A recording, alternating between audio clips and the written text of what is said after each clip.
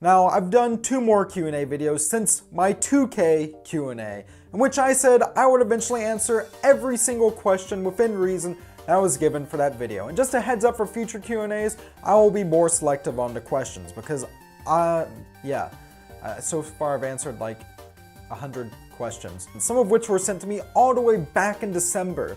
Yeah, crazy. So before I ramble about stuff you don't want me to ramble about more, let's get on with the video. So welcome to Stuff We Play, where I like to answer weird questions because I'm just that type of guy, and if that sounds cool to you, why not subscribe? Without further ado, let's get right into these questions. So the first question is, what was my first console, my first memory of it? And I can go either one of 2 ways. First console I ever played was a Sega Genesis back in about, must have been 2000, 2001. It was my sister's that had been in the garage for years, and I was like, ooh, video games. And my parents were like, here, this is video games. It was your sister's. And I remember playing Sonic, and I remember playing Green Hill. And even at that young age, I don't know if I made it or if like my dad or someone helped, but I remember somehow getting to Marble Zone and hating Marble Zone and then just resetting. Like, I remember that. Like, I kind of remember that. You remember something where it's like you were really little and you can kind of remember it, but you remember like flashes of it? That's one of those things. But if we're talking about my actual first console, that was, oh man, that was either the GameCube or the Game Boy Advance. I got the GameCube, I got one of those for Christmas and one for my birthday, but since my birthday is only 2 weeks after Christmas, I don't know which was which. But I remember I got the GBASP for one of those and the GameCube for the other. I want to say the GameCube was Christmas. Yeah, the GameCube was Christmas. I was 6 years old. And I got Mario Kart Double Dash with it. I just remember, it was Christmas Day and, of course, all the neighbor kids and stuff were out of town. So my dad actually sat down and played Mario Kart. Overall, which console had the best launch and why? The Wii or the Switch? In all seriousness, I thought the Switch had a pretty crap launch. 1-2 Switch ain't Wii Sports. And also, it had Zelda, I guess, but Zelda was also on Wii U. And I know I'm like one of 4 people who actually own a Wii U, but I had Breath of the Wild on Wii U. That's the version I own. I don't actually own it on Switch. The Wii though, I mean, it had, what was it, like 20 games at launch? And even if not all of them were good, that's a huge launch. And also, it came with Wii Sports. The Switch didn't even have a pack-in. The Wii for sure has the best launch. Where's that damn 4th Chaos Emerald?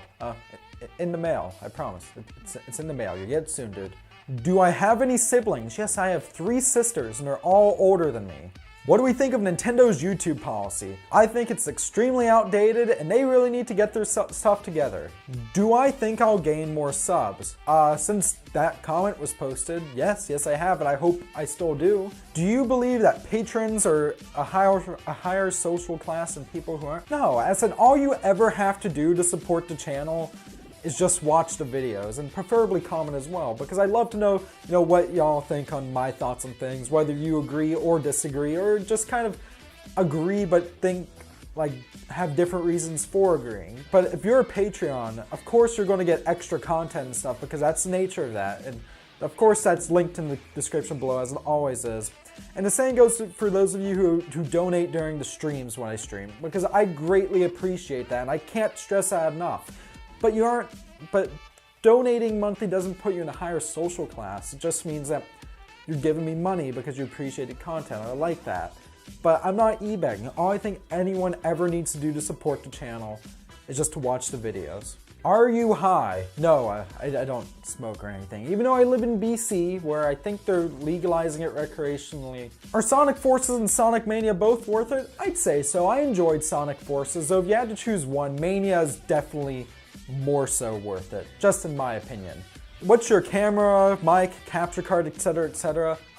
So for my camera, and I'll just have some pictures of us go around, it's a Canon Rebel T6i. It was funny, the summer I started the channel to afford this camera, I actually went, I power washed fences, and I still just use the stock lens in most of my videos. And I got a bit off the price because I bought it on July 1st, 2016, and the guy who was helping me, even though I was still in Texas, was from Vancouver, And when I found out, I was like, oh, happy Canada Day, dude. And he was like, you know what? You're the first person to have told me that all day. I'm giving you the employee discount. As for this mic, it's a Sony lav mic. I don't know the exact number.